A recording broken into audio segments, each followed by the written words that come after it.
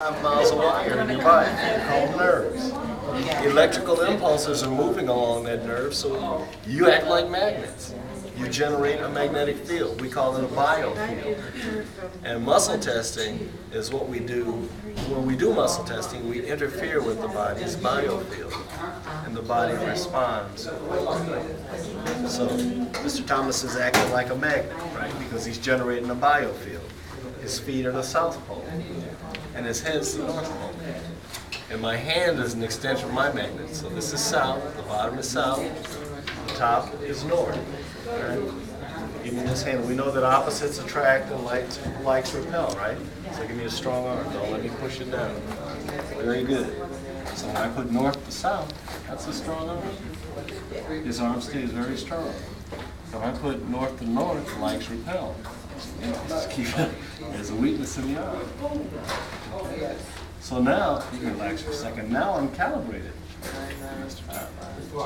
And I can take his arm, give me that stiff arm again.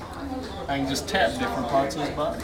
This stands for blood pressure.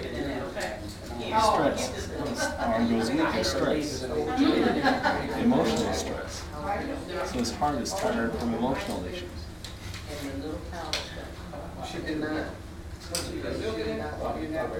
I'm reaching through to the adrenal glands, and that's stress.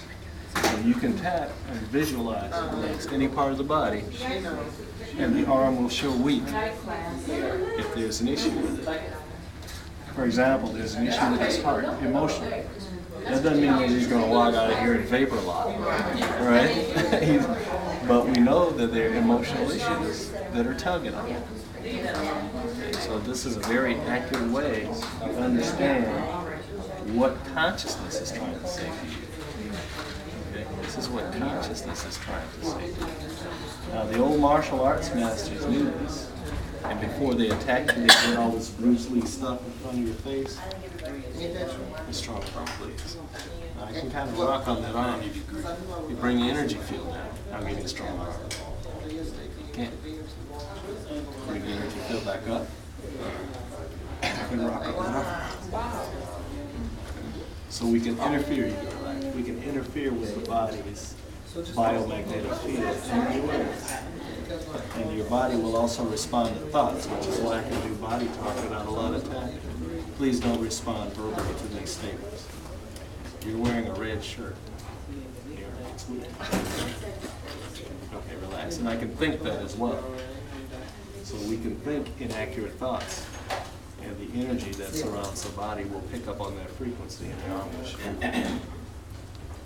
So you can muscle test in many ways. There's also surrogate muscle testing. Say the person doesn't have any arms or legs, well, you're going to pump. Or if it's a baby, you don't want to be cranking the joints on a baby, right? So what you do is you have another person touch you. Put your hand on Mr. Thomas's shoulder. And then, can you just strong arm, please? So, when we touch again, here, Mr. Thomas, here's emotions. The arm is a little weak. Strong arm, please. Worry a little bit and stress. So what I've done is I've used a surrogate to understand what issues Mr. Thomas. Where did you put your hand when you say he had stress? Where did you put your hand? There are two places for stress. And 3 fingers on the forehead is stress. This is mental stress, going to work every day stress, your neighbor's an idiot stress. Here on the thymus, protects the heart emotions. That's emotional stress. I could say that. So that's how muscle testing works. But you must be good at it. You must be an expert at muscle testing if you're going to call yourself a natural practitioner. They will expect it. She said something about Practice. No. I test myself using the scissor method.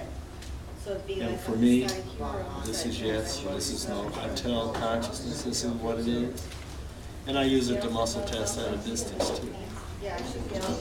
So I'm very good at understanding what's going on with people at a distance, not body talk people like this. And then tap them out. Or it should be right here. I mean, this is 7 feet, Okay. why not be here? Anyway, I'm gonna have my work done. I couldn't hardly walk, because I know it was wrong. Okay. But I had to go away from that.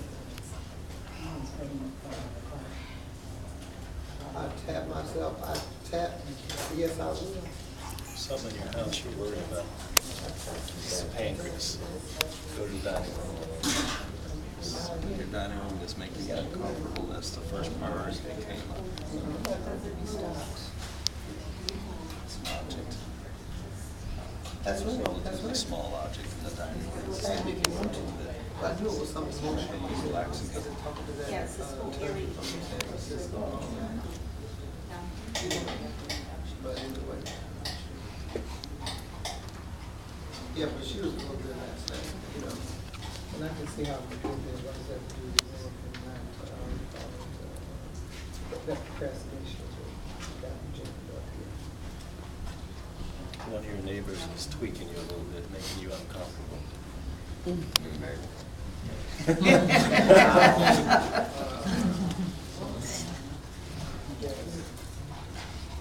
Yeah, that's right, that's right. Listen. Fine. And you're switching about a family member. You had the same conversation with a family member over and over again, and they're not getting the message. So you got the point of yourself, forget it, I don't even want to talk about it. I know what the thing is that I do.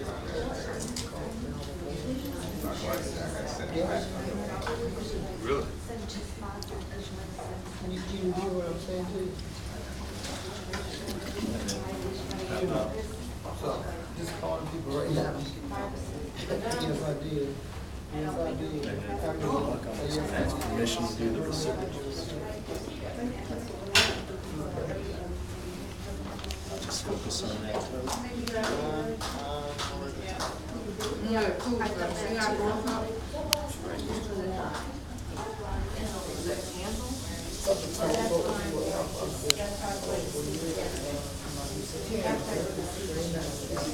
And we always do that. We do the opposite. We sit.